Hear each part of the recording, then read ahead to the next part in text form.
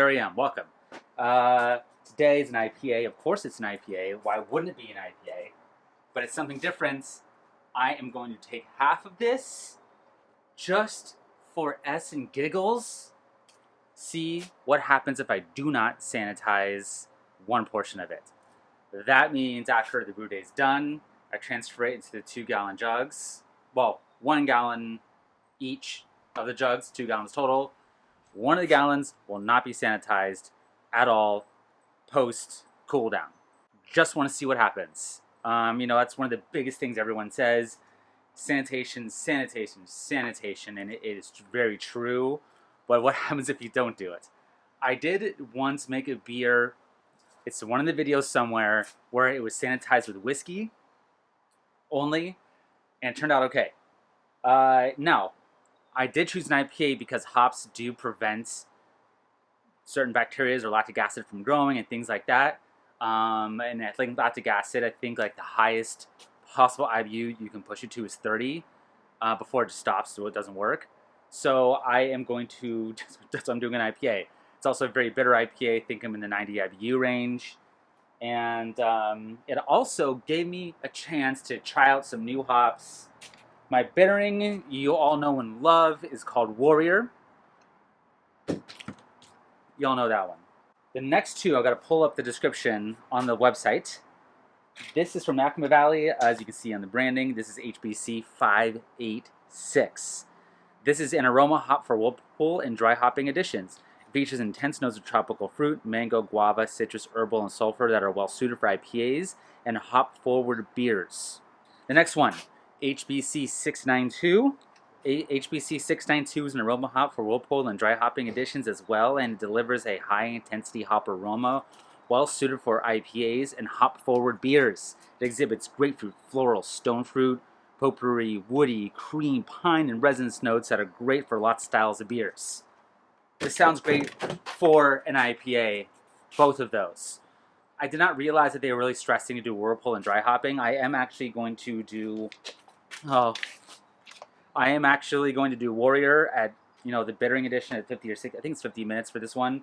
And then these two I actually have at 10 minutes in the boil. I'm tempted to adjust this and go to 5 minutes in the boil, and I just might do that, just to really push out the what they're intended to be used for. Then I've been doing a ½ ounce of hops right as I pitch yeast. I've been getting great aroma doing that, and I do one more charge by kegging or bottling. These days I keg all my IPAs, so at kegging. So yeah, let's continue. Let's keep going. Yeah.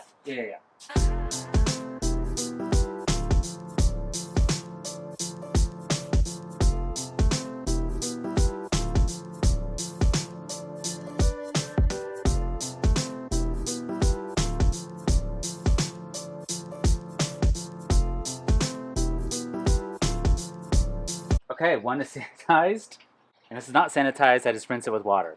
So this is it's horrifying. Terrible idea. This could be the stupidest experiment I've ever done. All right, so I'm doing 0.25 ounces each of those experimental hops for ½ ounce total in each one. Basically just wasting hops at this point. If this non-sanitized one turns out horrible, which there's a huge chance it will. But I'm hoping the hops and IBUs in it prevent it. That's what we kind of did back in the old days. That is why IPAs even kind of started to come to fruition, is because on those ships they put the hops in there so it would help prevent spoilage. I'm a little hit and miss sometimes with the USO5 still. It's so easy to keep, is why. Especially for me, I do such small batches. That should be enough. I bought a half a packet. I split it. All right, I'm taking a gravity reading. See where it's at. Going for 1065. A hair short. I'm like 1063. All good. And there you go. I call it a pretty smooth brew day, and we'll see how this goes. I do intend to keg both of them instead of bottling one and kegging the other. I want like a good equal experiment on it.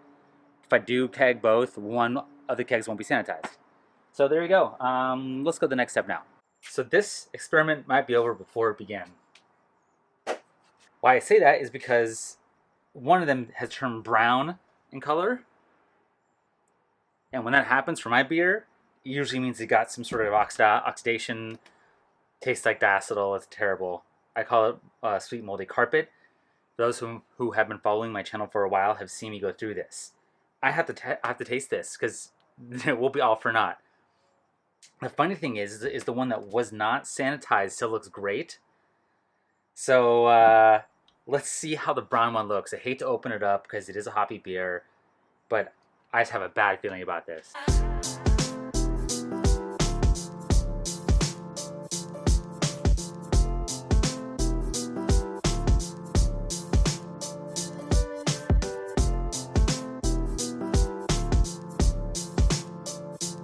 Tasting the beers. They ended up being about the same color.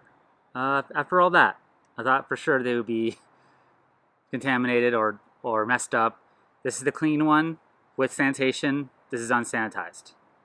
So the smell on this one, on the unsanitized one, a little buttery. The sanitized one is not. A little more, maybe cleaner. I'm not getting too much aroma on it. This one has a little more aroma, although it does have that diacetyl a little bit to it. Tastes good. All right, now the sanitized one. Tastes very similar. Can't believe I'm going to say this, but they're actually overhopped a little bit. They're really bitter. It tastes almost identical. The clean one that did have sanitation is a little bit bitter, more bitter for some reason. This one's a little less, maybe hair less bitter and diacetyl in the smell. But it doesn't taste sour. It doesn't taste rotten. It doesn't taste off as far as what you would think would happen with not being sanitized. And they're both drinkable. I think the bitterness will calm down. I've only had them kegged for like 10 days. I think it'll calm down a little bit. It'll probably clear out a little bit. You know, they're both a little hazy. This is a little darker though. So yeah, there you go. Not much of a difference. And I think because it's so hopped that I got lucky with it as far as like not getting contamination. Although again, diacetyl, that's something could be off with that. I would like to try this again, maybe with like a light blonde ale or something, and just to see what would happen with that. But I'd say it's a fairly successful experiment as far as not having anything go wrong. And there you go. So 1 for 1 with nothing going wrong with not sanitizing. And this is definitely getting weird. Stay tuned for more, and see you next time.